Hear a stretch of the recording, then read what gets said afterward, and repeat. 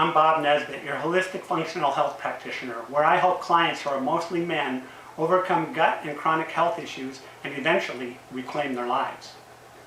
I'm here today to show you how to modify, circumvent, or hack, whatever way you want to call it, this Navage saline irrigation device. This way you won't have to be so dependent on the Navage saline pods and tied to their ecosystem. The pods are a nice convenience, but comes with that cost and can be cumbersome when you want to use other saline solutions or your own alternative uses, right? So I'll show you two easy methods that anyone can do, and then a third that involves taking the unit apart and requires a bit of skill and some tools. Now this third method will, of course, void your warranty, but the first two won't. This video is meant to give you an understanding of the lockout switches incorporated in the unit and how to bypass them. Please take a look in the description for some homemade saline solutions, as well as some tips on using the Navage for some other alternative uses, such as for antiparasitic and oxygen use. Alright, so here we have the Navage unit, and this is the holder that you can get. I really suggest that you get the holder. It's nice for when you store it, for drying it out. So just everything just goes in this little unit here. So I'll put a link in the description of where you can get this. But it comes as a kit. I'd really suggest to get that. So it really works really well. So I'll take this aside. I just wanted to show you that. And the unit in itself goes together really easy. All right. Okay. So that's the unit in itself, right? So in order to perform these hacks, and I'll go with the first one, you take the units apart, right? And the first one that I'll show you, and it has to do with these switches. So you've got switches down inside here. There's a switch down at the bottom down here, and I don't know, it's going to be kind of hard to show you on the film, but there's a small switch down at the bottom, and then there's another switch on the top of the lid. So the switch at the top of the lid has to do with the button on the side. It's a lockout switch. So there's a lockout, it locks this side button. Then the one down at the bottom just has to do with making sure that there's an actual pod inside the unit for it to turn on. So there's two switches that need to be circumvented. Okay? So the first real simple switch for that that everybody's can do, and it has to do with the pod. So they have these saline pods that just has, you know, piece of foil on it, and it's got the saline solution inside. And normally what you do is you place the pod in here and you close the lid and put it down, and it punctures the tinfoil on here, and then it senses that the rim of this pod sits down inside of here, so it knows that that bottom switch is on, right, and activated. So one of the real simple methods to do is, and I'll show you, is you can either put it in the unit and depress it to get rid of the tinfoil, or just cut it with a knife like I'm doing here. And so then you have this empty pod. So now you can just use it just as this, and you can put the pod in here, pod in the unit like that, and be fine and be done with it. As far as being able to keep reusing it, right? Now, however, it can get a little bit in the way. And once this is on, the unit's on, and you want to put other solutions in here, this plastic piece can get in the way. So what you would do is you would just get a knife and you would just cut this off. You would end up having just the ring on there, right? So I can just cut it. I got a razor blade here, and just cut it like so.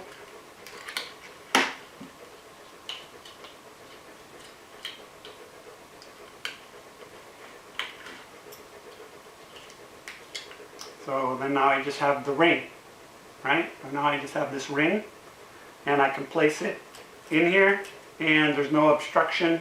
Now through the hole. I can add whatever I want. Once that covers on, I can add solutions, whatever I want in there. So now, however, now in doing that, when you cut it, the top switch here won't push the button on here to know that there's a pod in there as well.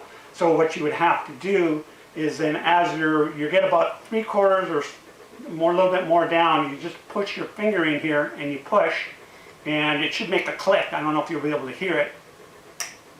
Okay, it makes the click noise, and then you can close the unit like that, and then everything will work. Right? Okay. So that's that method, which is probably one of the quick, easiest methods that everybody do, but however, you'll have to put your finger in here each time, push that button, close it down. The only other thing about this is that over time, these switches at the bottom here and at the top can get a little bit, the saline salt solution can get in there, whatever solutions here, and so you would have to clean those switches off because they can get stuck and frozen. So you would have to rinse it in water and do that maintenance occasionally over time.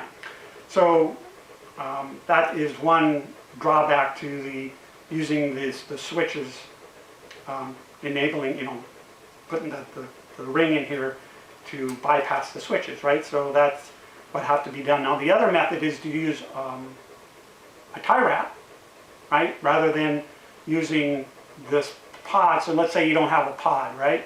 So then you would just take a tie wrap, right? And you would take the tie wrap down inside, and that's probably not going to show very well what I'm doing here in this video, but you just take the tie wrap, put it through, and then you would just snip it, and you would just put it together and snip it, right? Let's see if I can do this real quick.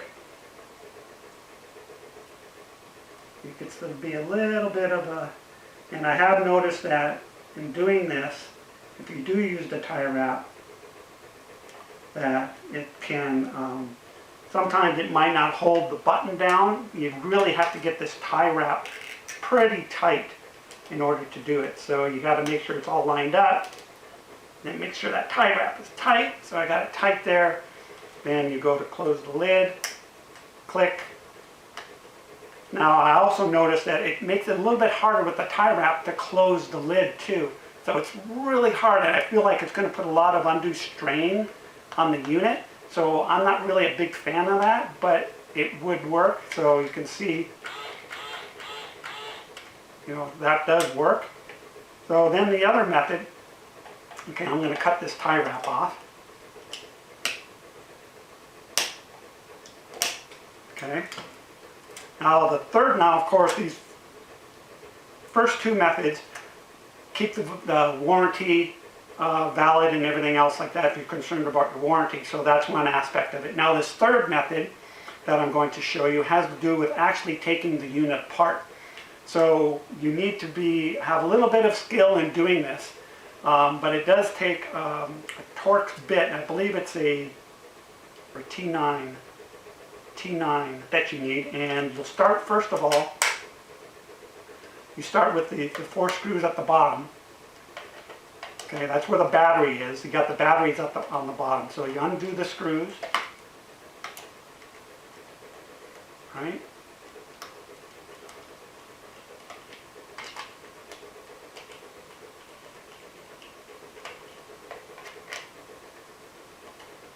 There's just 4 of them here. You don't need to undo these 2 are for the battery right here. So you undo these 4.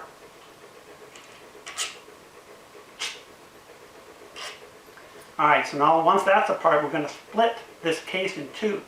Now there's a couple of different methods or options to do this, but it comes in handy to have, you can get just a paring knife would work, or if you have some kind of a device, a little tool, I'm not even sure what they call this, but it's I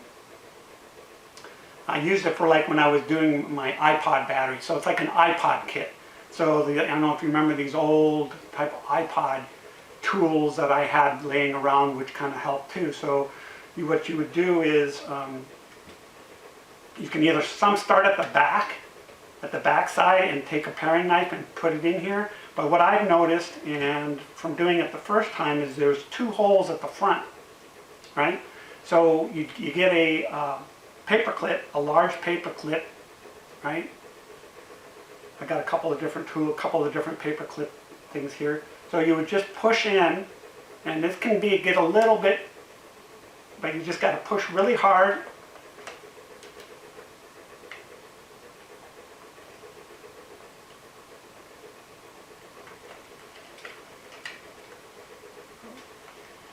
Kind of hard to do it without holding the unit too. So as you can see, it can be a little bit difficult in doing this.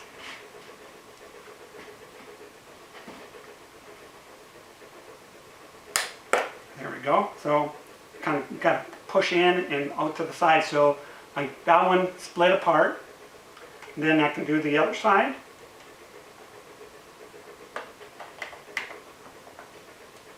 Okay, that one got a little bit easier.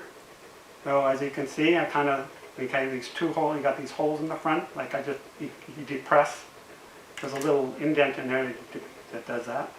It holds it together. Then you can come to the back, and you can get these iPod tools, or you got your paring knife. Most people will have a paring knife probably. So you can just take your paring knife. Of course, you got to be careful, right? Okay, as you can see there, I just got the paring knife in there, and then the sides come apart, like that. Now, there's nothing that falls. You don't have to worry about springs, popping out on you or anything like that. So you just, one side becomes a little bit tighter to take off than the other side. So there we go. Put that aside. The screws out of my way. Alright, so now that we got the sides apart, right, you can see that this top comes off, right? There's an O-ring here, and that goes down, and there's the motor that goes into the base. So there's no springs or anything that you need to be really worried about. Okay, so now that you've got it apart, you'll see that on this top lid here, for the switches, you got there's both the switches that press the motor down on the bottom, that's how it activates the lockouts. So what you'll do is to bypass the side lockout switch here. This arm has a tab on it which I've already cut off, but there was a tab right here that stuck out. Okay, and so what I did is I took off this arm,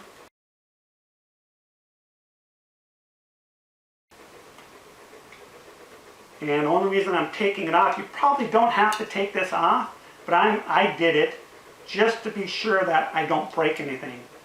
I don't break the arm when I take it off. So there's the arm, you take it off, and there was a little white plastic part that protruded into here that stuck out. And so you get your knife, and you'll just set it down on a piece of wood, and then you'll just cut that piece off. And part of the piece, it's like this here. This is part of it now, because what I'm going to do now, this piece that you cut off, you take another smaller piece of that, and you cut that piece again to where it'll fit into the bottom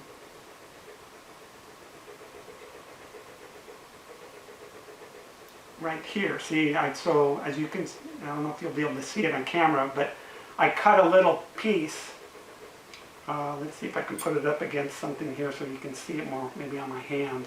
But just a small piece like this, and it's just a square. It doesn't have to be round, because on this part here, on the bottom section where needs to push down into. So you just take its perfect thickness, that piece that you cut off, you just cut off a part that fits in there, so you just place it into that hole. So you just place it into the hole right there, right? And so that way,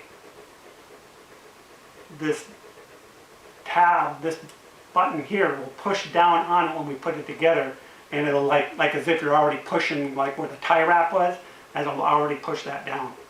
All right, so when I took off this arm, there is a spring here that you just need to make sure that goes back into place, right? So you just put the spring on.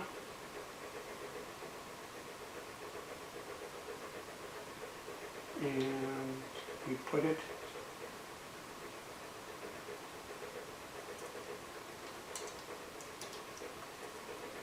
together. Oh, sorry, right there. Goes in there. The spring goes inside here. It's easier to probably put the spring back inside of here. And then you just put it back together once that's cut off, right? And as you see, I cut the piece already. I already put the piece inside there.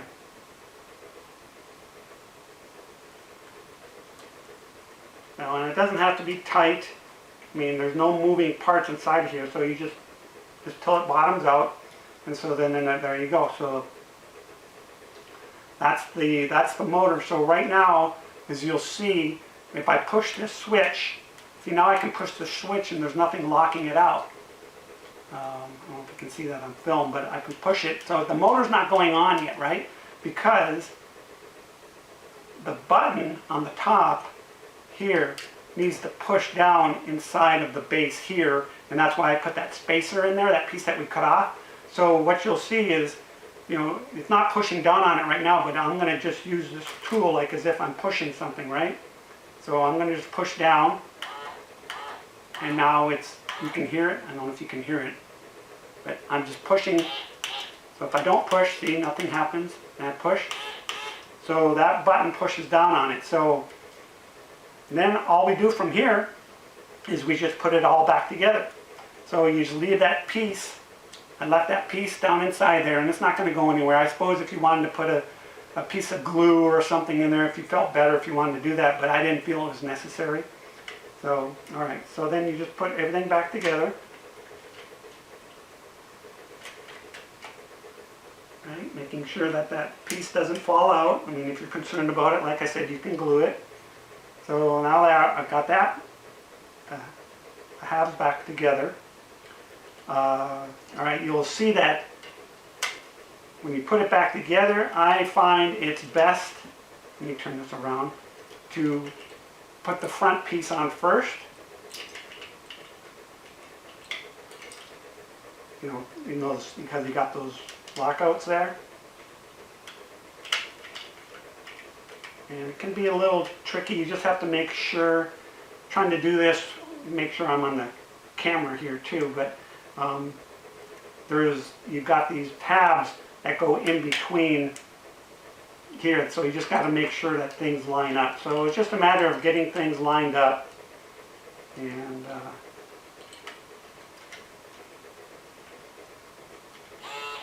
as you can see now, yeah, it'll work now.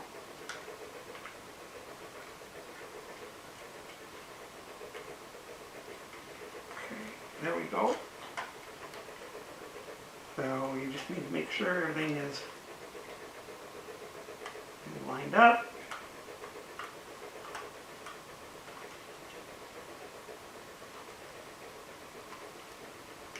Everything is,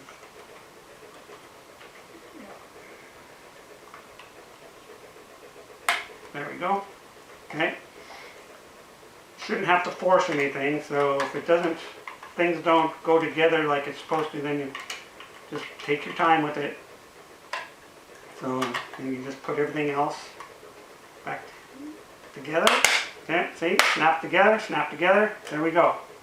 So, I can have now I got the lid open, Nothing, no pod inside, and the unit should work. Okay, so there it is. That's that hack, modified, whatever you want to call it. So that's all that's done to it. Of course, then you put the screws back together, right? So I didn't put the screws in until, you always want to verify that things are lined up and everything works before you put the screws back in, right? So you just put the screws back in now that I know that it works.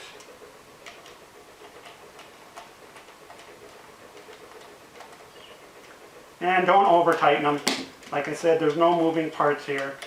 So you just put it in till it bottoms out. And there you go. That's your unit.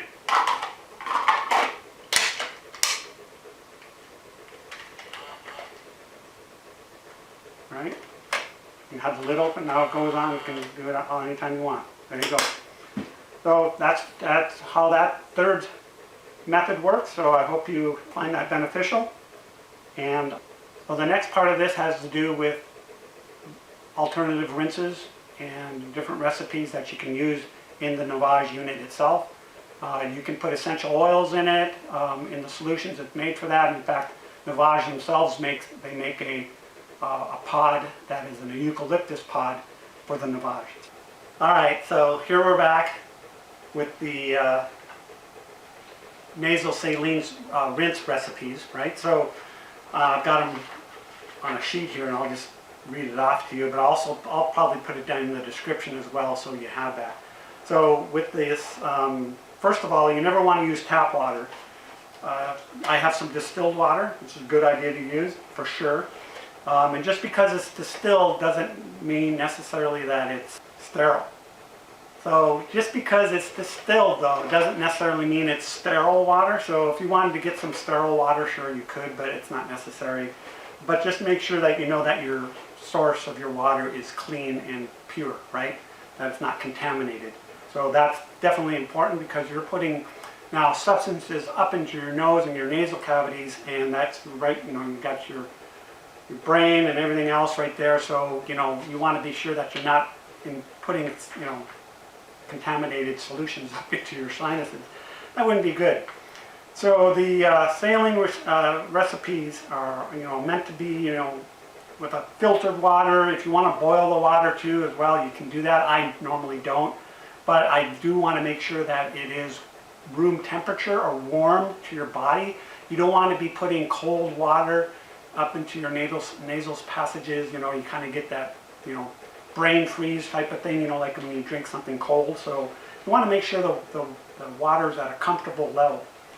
So the mixture that you can do is you can make your own. You have some baking soda. I use Bob's Red Mill baking soda. I put it in my own jar. Usually comes in a bag, and I just put it in a jar. And then you got the distilled water, baking soda, and salt. It's real simple.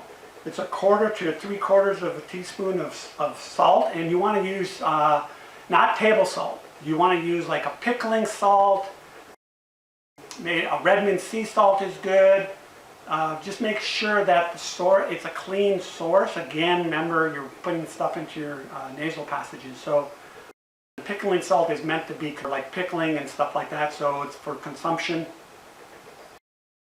So you just want to make sure that it's a good salt, not with iodine in it. You don't want that because table salt has iodine in it. So you use like anywhere from 1/4 to 3/4 of a teaspoon of pickling salt, and then another 1/4 teaspoon of baking soda. That's the buffer. The baking soda is more of the buffer, and the salt is more for the irrigation and cleaning. And then you mix that with like 8 ounces of distilled water. And like I said, you want to warm it up to avoid that brain freeze that you can typically get. So a bit stronger solution would be like using 3 teaspoons of salt to 1 teaspoon of baking soda. So it's a 3-to-1 ratio, and that's a little bit stronger. So what you would do is you would go to see what works for you and what is best suits your needs, right? So we're all unique in that aspect. So there's never black and white. There's always different ways to do different things, different recipes that seem to work for different people. So another thing that you can do along with that base solution, right? So you've got that base solution, you can use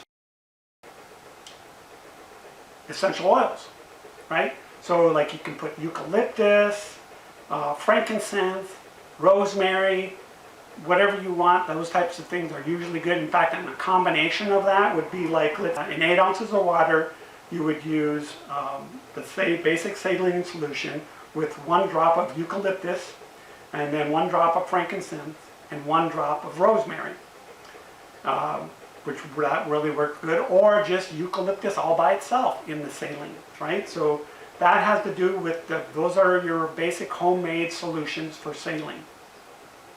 Now, of course, there's other essential oils that you can use too. In fact, you can use tea tree, lavender, or some others that you can use, and it's okay to use in the unit. So you're not going to harm the unit by using essential oils in the unit, because in fact Navage itself makes a eucalyptus saline solution themselves for your convenience. All right, now for Cellcore specific usage. So we can use para 3, got the para 3, and hydroxygen, right? So yes, it is possible to combine them both together, but it's not something you're going to want to start off with. Normally what you do is you'll use them separately. So you would use the para 3 one day, and you would then alternate day you would use the hydroxygen. So you would alternate days. So you would start with the para 3, you would use 1 to 10 drops. So you're going to start out low, always start out low and slow with the para 3, or any time you're using any of these stuff in the nasal passages or any part in your body at all, you want to start off low and slow, right? So, but with the para 3, the para 3 is more for eradication and for bacterial issues. So, and when using the para 3, you might feel a bit of a burning sensation initially, and some will even say that it might even be like hornets in the brain kind of thing, so if you use too much. So you want to always go slow, just 1 drop. So just 1 drop in the Navage unit, and we're not using any saline here, okay? When we're using the Cellcore products, we don't use any saline solution at all, because it's going to be, it changes the pH, and we need to have the proper pH in the sinuses to be able to do the job that we need to get done. So when it comes to pH, we want to be sure that we have the proper pH so it can do the specific task in hand. And the baking soda and the salt in there, when you have that in there, it changes the pH of the water and then doesn't make the para 3 as effective. So, and in doing so, however, when you, if you're not using the baking soda and the salt, it's going to be a little bit more harsh. It's not going to be as soothing than using the saline solution. So just keep that in mind, okay? So again, with the para 3, you start off with 1 drop and you can work up to 10. I think some have even gone up to more, but each are different. We're all unique in that regard. And then the hydroxygen, you would anywhere from 1 drop up to 6 drops. Start off low and go slow. With the hydroxygen, you do not want to use it too late in the night, in the evening, because it could keep you up at night. So, right? So that could be an issue if you use it too late in the day. Also, you can use probiotics in the unit. So it's really quite interesting because our nasal passages have a specific probiotic in our nasal passages that are different in the rest of our body. So that's a product called L-Sakei. It's like an L.Sakei. I'm not sure how to pronounce it, Sakai or Saki. But anyway, that's the probiotic that is normally used in the nasal passages. So, and that specific probiotic actually helps in regards to dealing with Marcons, M-A-R-C-O-N-S. So that's can be really helpful in that regard. Then after you use any of these solutions, whether it be the para-3 or the hydroxygen, and you would alternate days in doing that. And now you don't have to alternate days, but the reason why we alternate days is because it can be a little harsh on the sinuses, like I just had mentioned. So if you use para-3 in a nasal rinse versus a spray, it's going to be drastically different. So a nasal rinse is going to be a lot harder on the body than a spray. Now a spray you can use back-to-back days, 4 or 5 days in a row and not have an issue. A nasal rinse, like in the Navage, if you did 2 to 3 days back-to-back, your nasal passages are going to be a little raw, and you would have to use a salve. They make a salve for that if that does happen, and it's called a miracle salve from Butterfly Express. So Butterfly Express makes a miracle salve that you just put in your nasal passages to help soothe that if that ever ends up being an issue for you and you went too much too fast or did too many days in a row. But just know the sinus rinse is much harder on the body than just a spray, just putting in a spray, which you can do. So then after you do that, either one of those, the para-3 or the hydroxygen, and or a probiotic, after that you can put in a binder. So you can use our binders, so you can use any one of our binders. Typically it would be the carboxy binder or the biotoxin binder that you would put in, and it would just take a little bit. So you've got like 8 ounces of water, right? And you would just take a pinch. You just put a pinch of the carboxy is all it takes. You just put a pinch in there, and then you would work up and you would increase as you go just to see how it works on, how your body reacts to it. So that's what to do with binders, and you would finish with a binder in the rinse, with the rinse, okay? So now, then after you did that, then you would just, maybe you can blow your nose a little bit, whatever, to clean out whatever's in there. So now, people would often ask me, like, well, with the oxygen unit, with the oxygen product, I should say, when do we use a nebulizer, and what's the best method to use a nebulizer or a rinse? So if you want to really get in for the brain function, the oxygen really gets into the brain when using a nebulizer is the best method to really, if you want to get that brain cognitive issues, right? So that's where the oxygen would come in really beneficial in a nebulizer. So the rinses, again, are much more potent than sprays. The sprays you can do daily, but with the rinses after a few days, again, the use of you may have to use a nasal the salve from that miracle salve from Butterfly Express that I mentioned. So otherwise, you might have to wait a couple of days in between to let your nasal passages recover.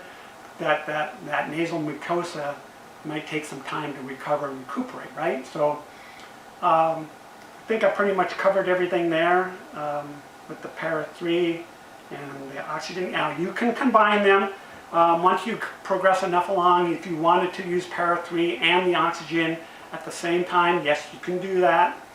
There's no rule saying that you can't. Absolutely you can.